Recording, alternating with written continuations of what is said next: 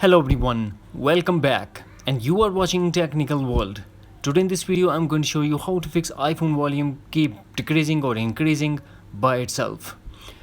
If it's not a hardware issue, then do the following step to fix this issue.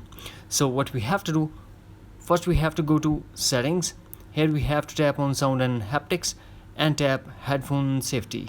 Now we have to turn off reduce loud sound.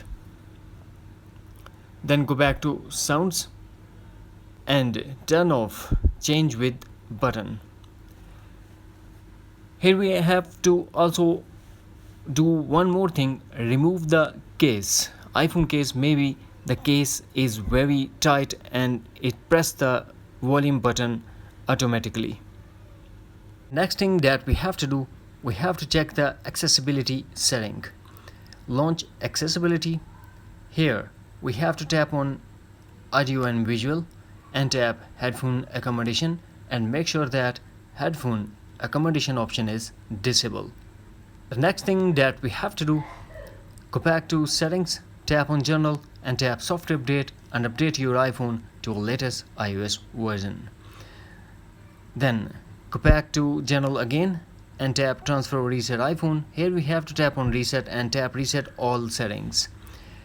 This process will delete all your customized setting to default setting, but no data or media will be deleted. Put iPhone passcode and tap again. Reset all settings to confirm.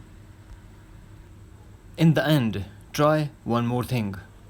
Force close all the app that are running in the background and force restart your iPhone by quickly press and release volume up button. Quickly press and release volume down button and press side button until you get Apple logo, and also depend on your iPhone model to force restart. That's it.